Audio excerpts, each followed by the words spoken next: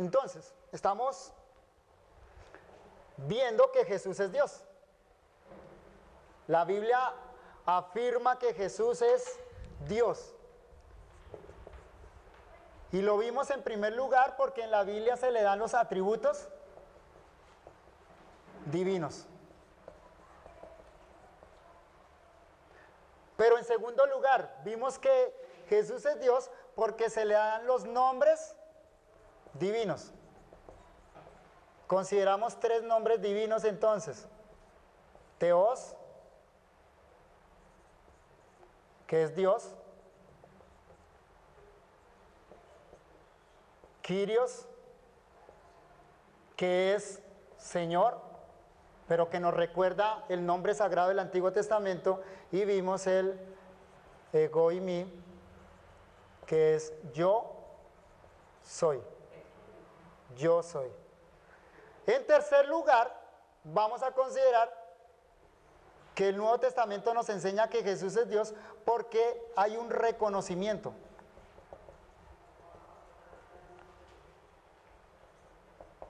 Divino de sus contemporáneos.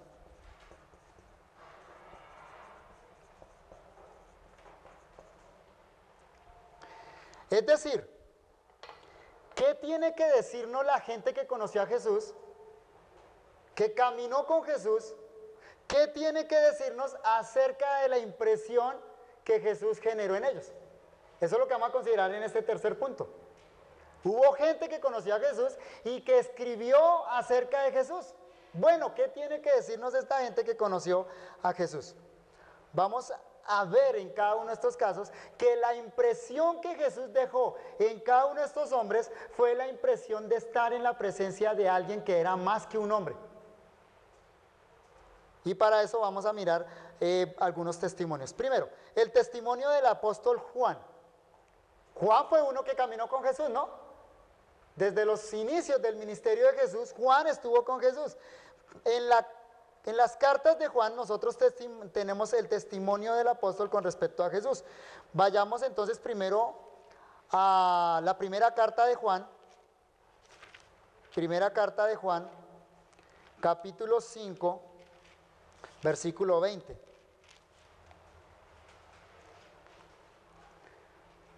Primera de Juan, capítulo 5, versículo 20.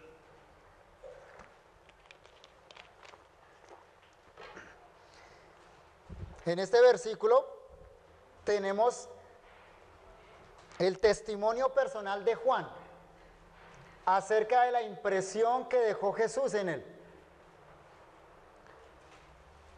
Dice el texto, pero sabemos que el Hijo de Dios ha venido y nos ha dado entendimiento para conocer al que es verdadero. Y estamos en el verdadero, en su Hijo Jesucristo. Este es el verdadero Dios y la vida eterna. Estas son las palabras de Juan acerca de Jesucristo. Ahora, ¿cómo empieza su evangelio Juan? Miremos el capítulo 1, versículo 1. La afirmación que acabamos de leer es la conclusión del evangelio. Pero mire cómo comienza el evangelio, Juan.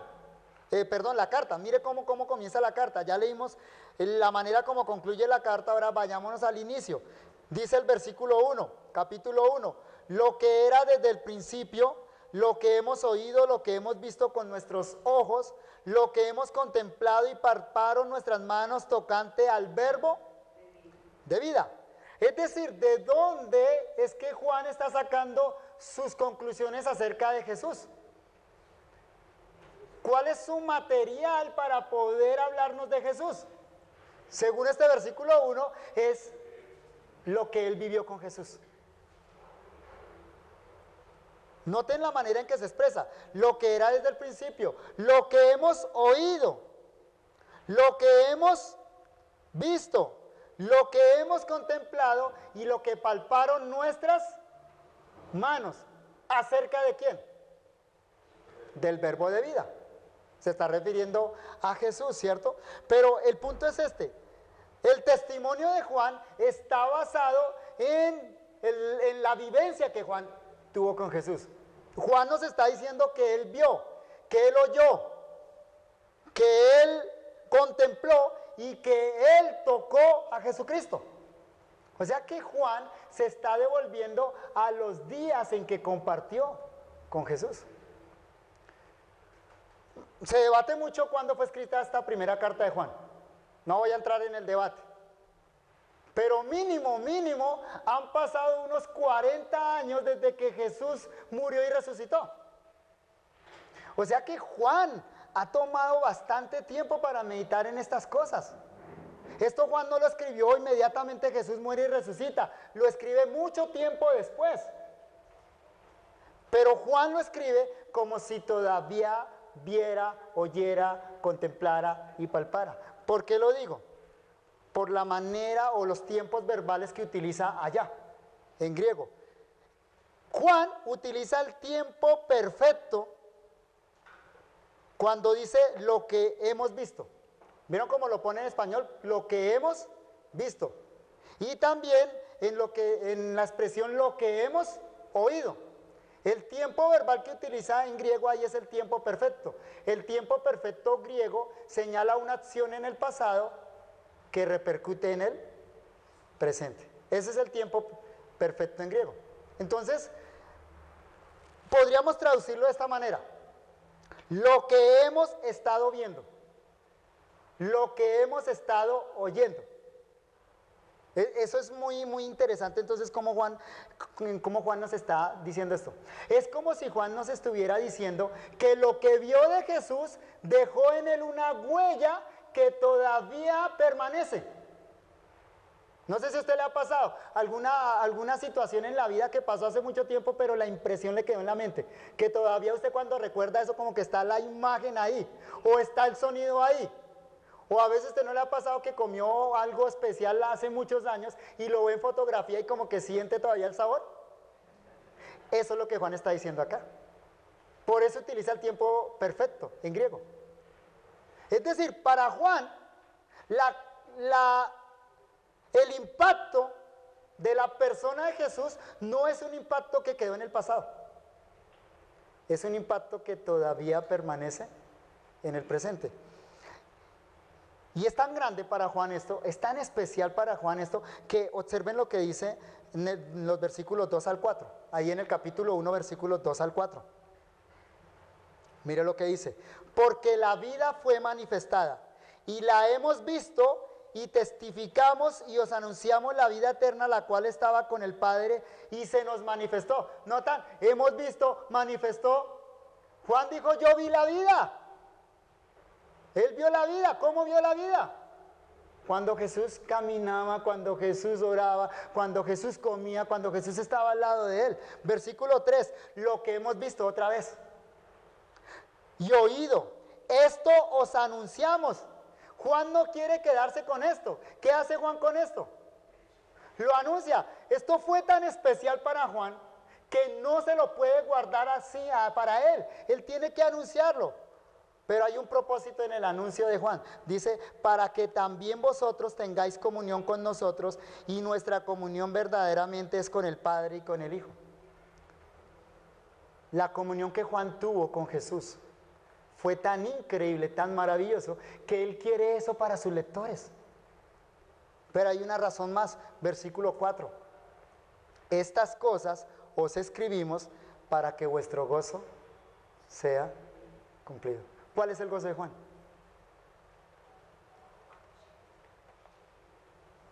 Jesús. Cuando recuerda a Jesús, Juan se llena de gozo. Y él quiere que eso lo tenga cada uno de sus lectores. ¿Cómo? O mejor, ¿qué había en la persona de Jesús para que generara ese impacto en Juan?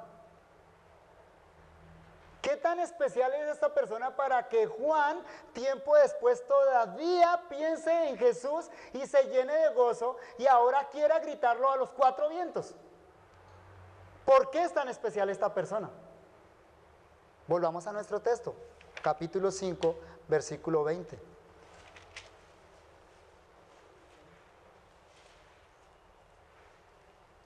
Vea lo que había especial en esta persona.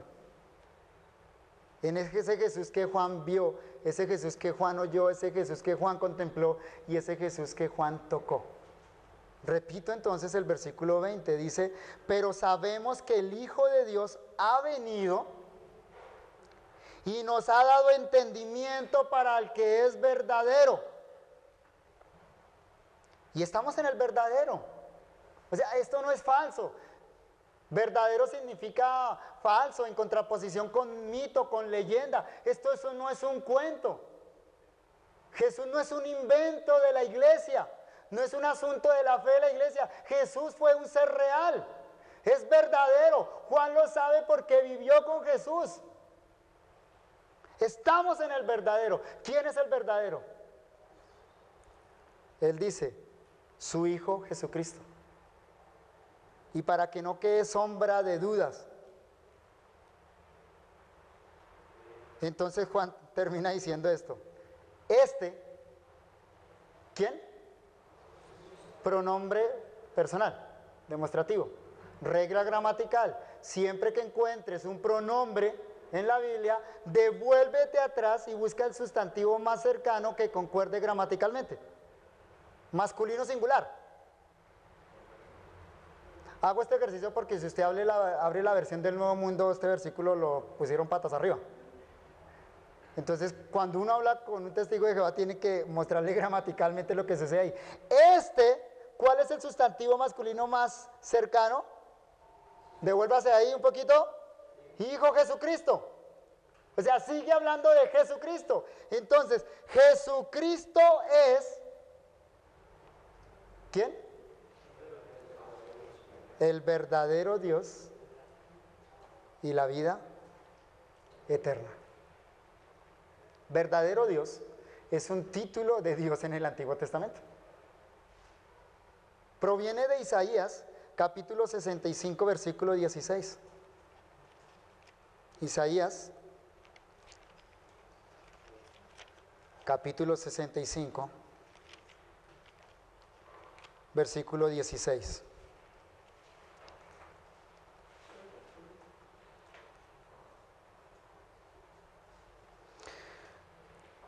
El que se bendijere en la tierra, en el Dios de verdad se bendecirá. Y el que jurare en la tierra, por el Dios de verdad jurará. Porque las angustias primeras serán olvidadas y serán cubiertas de mis ojos. Ahí literalmente el texto dice el Dios de verdad. En el hebreo literalmente es el Dios del amén. La palabra verdad ahí en hebreo es amén. ¿Qué significa amén? Así es, firme. La palabra amén proviene de una raíz hebrea que significa firme, estable, algo que no cambia. Por lo tanto, algo confiable. Entonces cuando aquí en Isaías dice el Dios verdadero o el Dios de la verdad, el concepto no es un concepto filosófico, porque cuando pensamos en verdad nosotros generalmente pensamos en concepto filosófico, como la verdad como algo abstracto. No, acá está diciendo que Dios es verdadero. ¿Qué significa que Dios es verdadero? Significa que Dios es confiable. ¿Por qué razón? Porque Dios no cambia. No cambia. Ahora, esa expresión hebrea, la Septuaginta la tradujo literalmente el Dios verdadero. Y eso es lo que Juan nos está diciendo allá en capítulo 5, versículo 20. Para Juan, entonces, Jesús es el Dios verdadero y la vida eterna. ¿Sabe qué significa que Él es el Dios verdadero? Primero, para Juan significa que Él en realidad existió. Nuestra fe está en un Jesús que vivió realmente en la tierra. No es un cuento, no es un mito. Pero segundo, para Juan significa que Jesús no defrauda, porque no cambia. Y Él es testigo de eso. Juan es testigo de eso. Muchos años después de haber conocido a Jesús, ¿sabe qué tiene que decir ese apóstol de Jesús? Jesús nunca me ha frustrado en estos años de vida. Me ha llenado de gozo y nunca ha fallado Jesús, nunca. Y Juan, al final de sus días, conocemos la historia eclesiástica, continúa en esa fe. ¿Por qué Juan y los apóstoles continuaron en la fe de Jesús? Porque era el Dios verdadero. Y eso es lo que Juan quiere compartir con nosotros. Que podamos conocer a ese Jesús verdadero. Es el verdadero Dios, nuestro Señor Jesucristo. Ahora, en tercer lugar, estamos viendo testimonios de personas que conocieron y convivieron con Jesús. Inicialmente vimos el testimonio del apóstol Juan. Ahora vamos a considerar el testimonio del apóstol Pedro. Otro de esos hombres que caminaron con Jesús, que lo conocieron, que convivieron con él durante un espacio de algunos años. El testimonio del apóstol Pedro lo tenemos en 2 de Pedro, capítulo 1, versículo 16.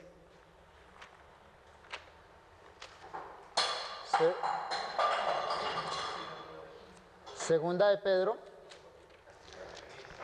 capítulo 1, versículo 16.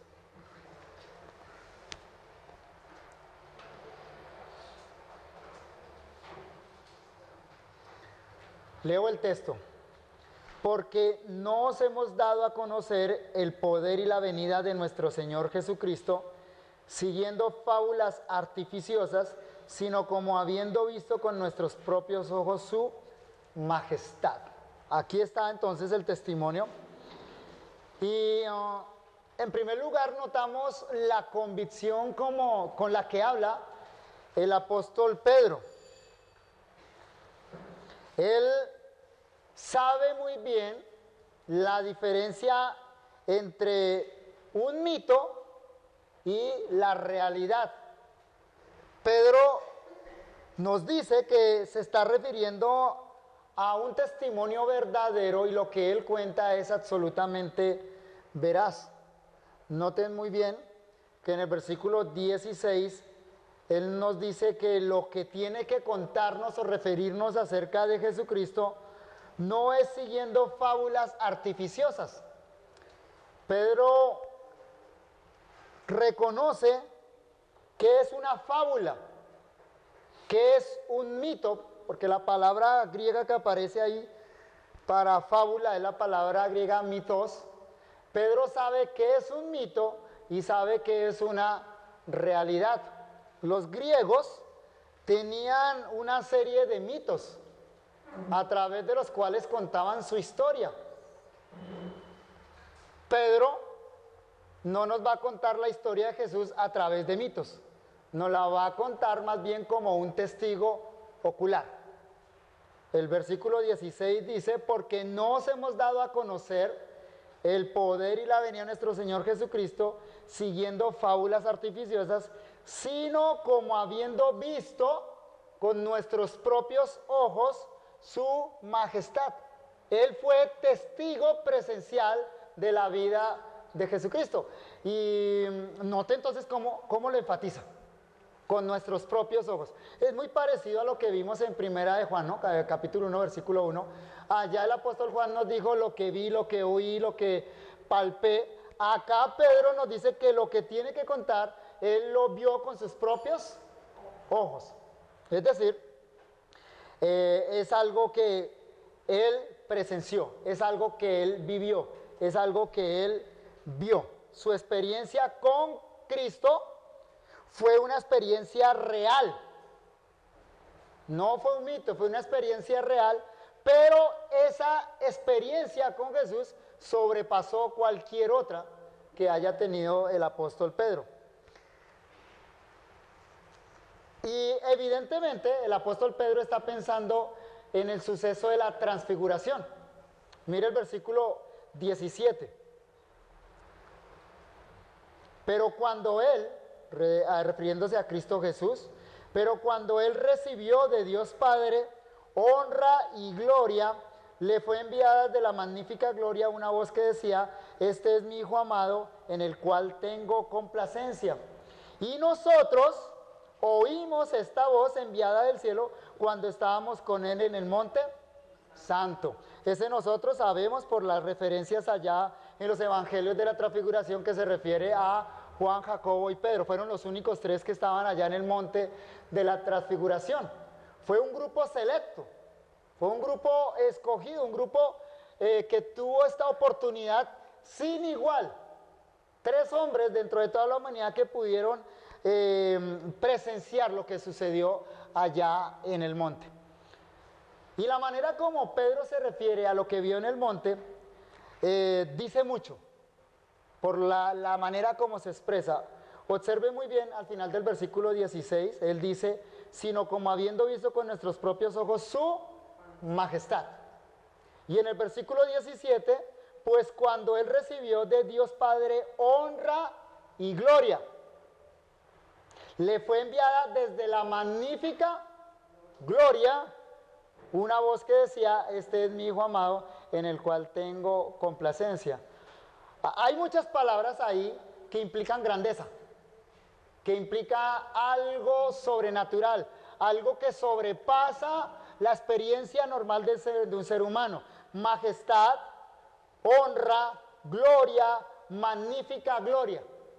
Toda esa suma de términos, entonces está señalando que para Pedro esto fue algo sin igual, algo con lo cual no alcanza o mejor, algo lo cual no alcanza a expresarlo con palabras humanas. Él utiliza por lo menos 2 términos que tienen pegada el adjetivo griego megas. El adjetivo griego megas significa grande, como en el español megáfono, ¿sí? Él utiliza la palabra majestad en el versículo 16 y en el versículo 17 utiliza la palabra magnífica. Las 2 palabras en griego están construidas con el adjetivo megas. O sea que él está diciendo la gran gloria y la gran magnificencia.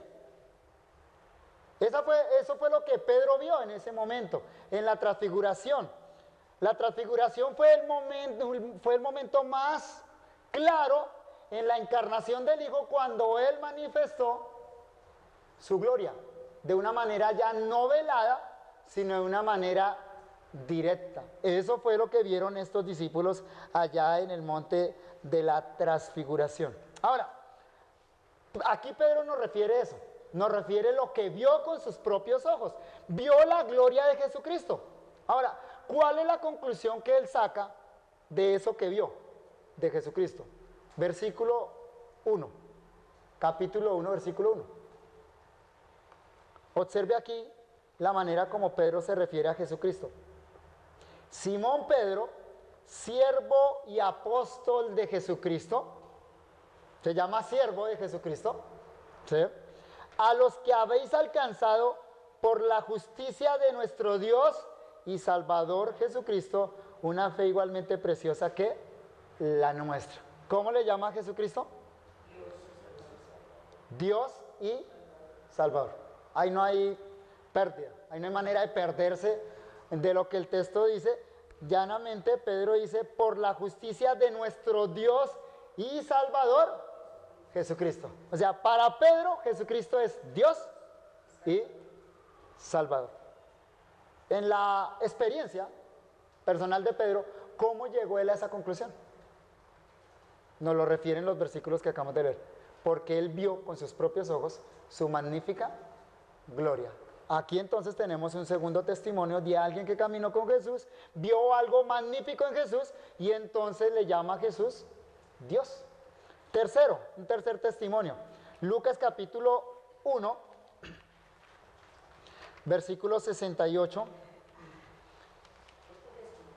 Otro testimonio, sí, en primer lugar vimos el testimonio del apóstol Juan, luego vimos el testimonio del apóstol Pedro. Ahora vamos a Lucas capítulo 1, versículos 68 al 79. No vamos a leer ese extenso texto, solo quiero que nos detengamos en el versículo 76. Pero en esa sección tenemos una profecía de Zacarías, el padre de Juan.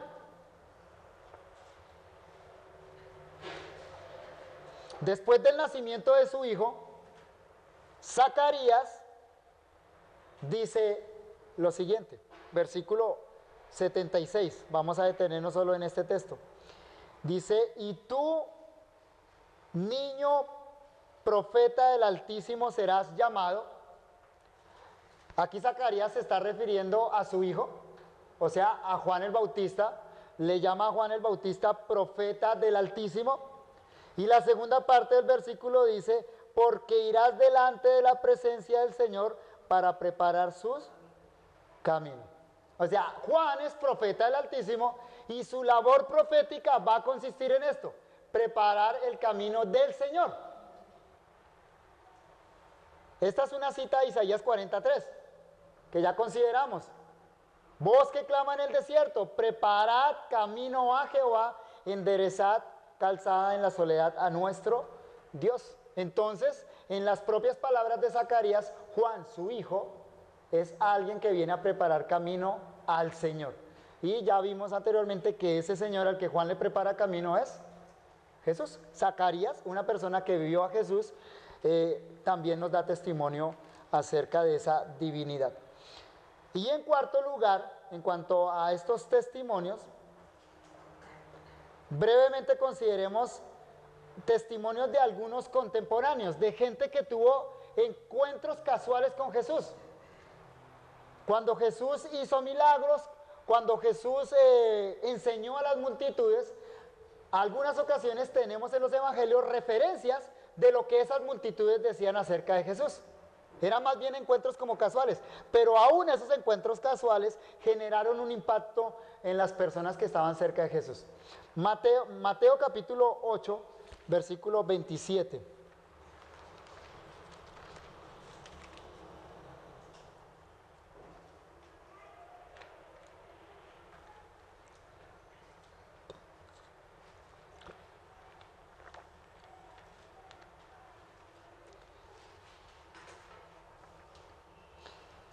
Mateo 8, 27. Y los hombres se maravillaron diciendo, ¿qué hombre es este que aún los vientos y el mar le obedecen?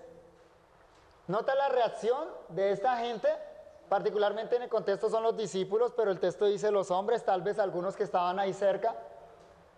Cuando observan lo que ha acabado de acontecer, entonces se maravillan y lo que dicen es, ¿qué hombre es este?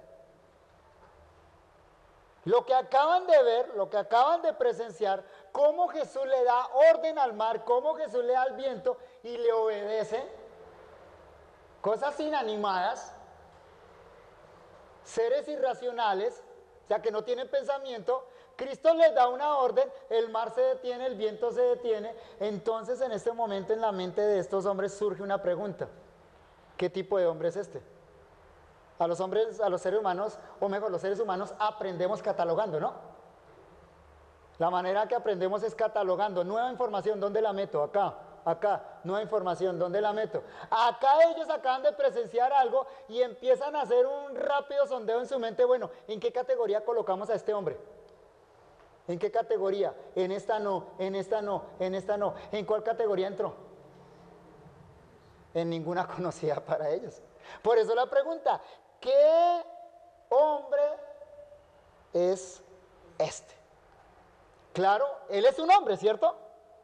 Porque dicen, ¿qué hombre es este? Lo que veían con sus ojos era un hombre.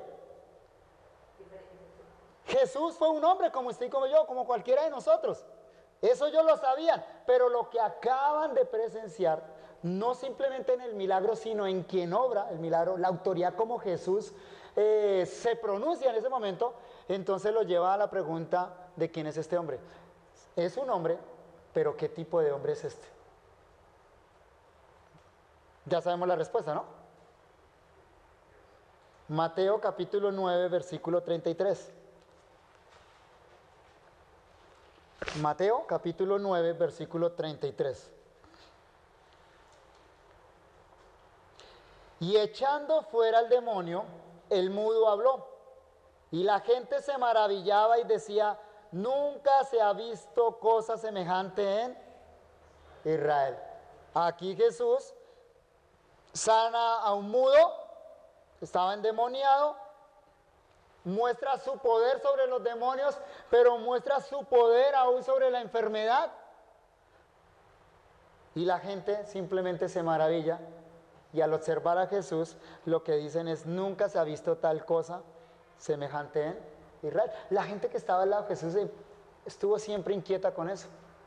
Obviamente no alcanzaban a comprender la realidad absoluta de lo que estaba enfrente de ellos, pero precisamente las preguntas van en ese sentido. Ellos percibían que había algo más grande ahí. Hay un hombre, pero hay alguien que es más que un hombre acá delante de nosotros. Mateo capítulo 13, versículo 54.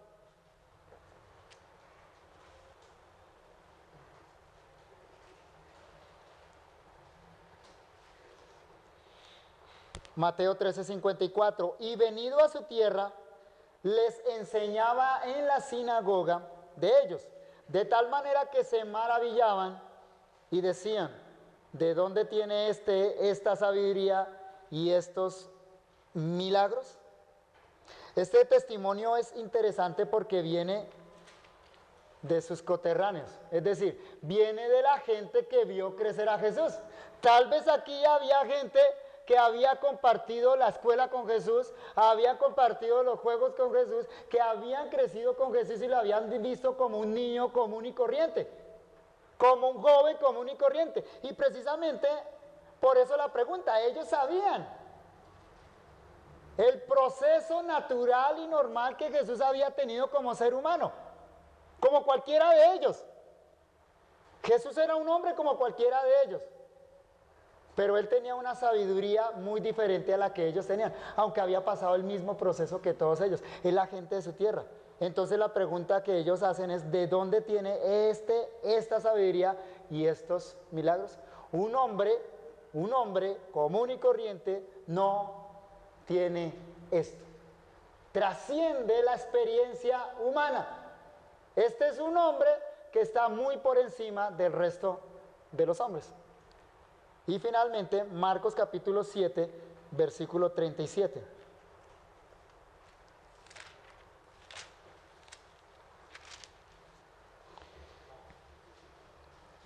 Marcos 7, 37.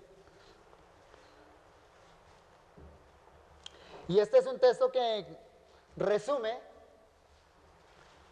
todo lo que los contemporáneos podían decir de Jesús. Aquí tenemos en suma o en esencia la percepción que tenían los hombres que convivieron con Jesús. Y en gran manera se maravillaban diciendo: bien lo ha hecho todo, hace a los sordos oír y a los mudos hablar. ¿Cuál es la afirmación sumaria que podían hacer los contemporáneos de Jesús? Es esta: bien lo ha hecho todo. Todo. Todo. No hubo nada que Jesús no lo hiciera bien. ¿De qué hombre se puede decir eso? ¿De algún ser humano se puede decir eso? A veces uno de papá lo dice de los hijos, pero por amor. No porque sea verdad. Pero de Jesús esto es una realidad, un hecho.